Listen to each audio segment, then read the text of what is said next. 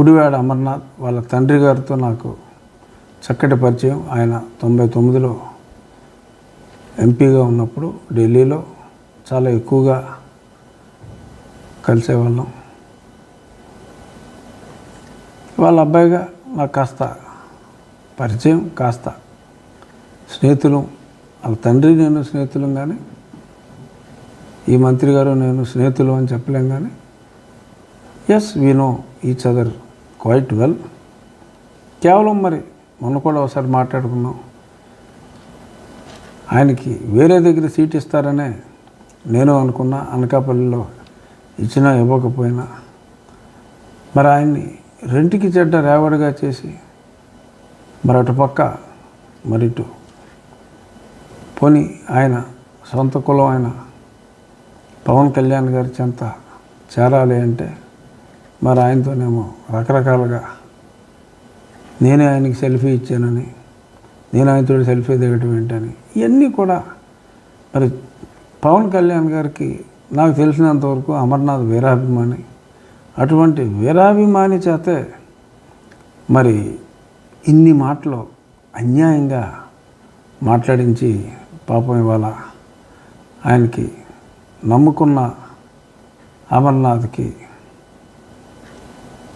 ఇలా చేయటం అంటే సరే, ఆ బాధ ఒక అమర్నాథ్తో పోదు నేను అనేది. రేపు అమర్నాథ్ కూడా స్టేట్మెంట్ ఇవ్వచ్చు ఎంఎస్ బాబులాగా, ఈ జీవితాంతం లేదు బాలినేని శ్రీనివాసరెడ్డి గారిలాగా రాజకీయాల్లో ఉన్నంతకాలం సీట్ ఇచ్చినా ఇవ్వకపోయినా నేను ఈ పార్టీలోనే ఉంటాను అని అనొచ్చు. అన్నాక వెంటనే మారచ్చు. బట్ అమర్నాథ్కే ఇలా అయింది అంటే అసలు క్రెడిబిలిటీ ఎలా ఉంటుంది నాయకుడికి అనేది మిగిలిన నాయకులు అందరూ కూడా ఆలోచిస్తారు, ప్రజలందరూ కూడా ఆలోచిస్తారు.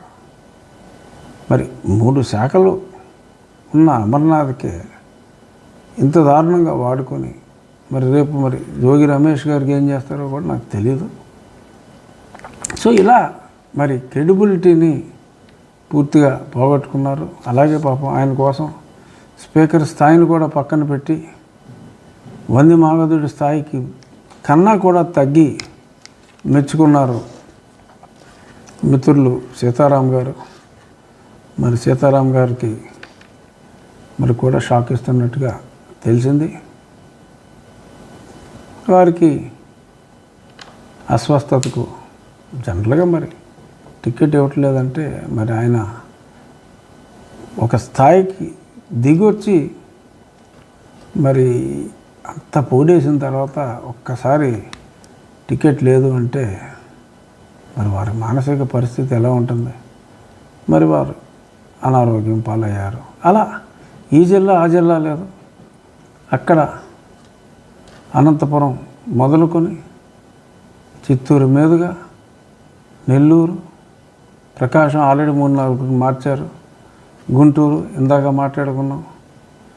మరి అలా మా జిల్లాల మీదుగా మరి శ్రీకాకుళంకి వచ్చేటప్పటికి, మరి విశాఖపట్నం వచ్చేటప్పటికి అమర్నాథ్, శ్రీకాకుళం వచ్చేటప్పటికి సాక్షాత్తు స్పీకర్ గారు.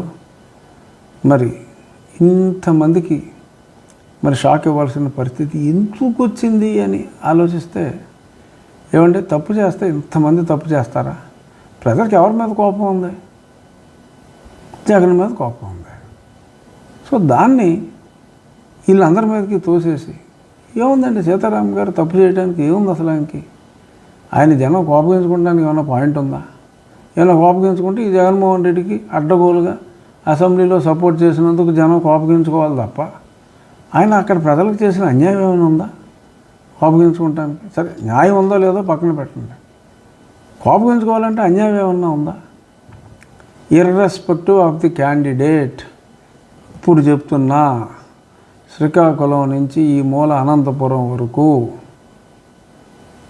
నెగ్గే స్థానాలు, ఖచ్చితంగా నెగ్గే స్థానాలు సుమారు 18 నుంచి 20, టైట్ కంటెస్ట్ ఉన్న స్థానాలు ఒక బాగా టైట్ ఉన్నాయి ఒక 25 ఉంటే, ఆ 25లో ఒక 15 స్థానాలు నేను వైసీపీకి వేసి నేను గతంలో 35 అన్న లెక్క చెప్పా.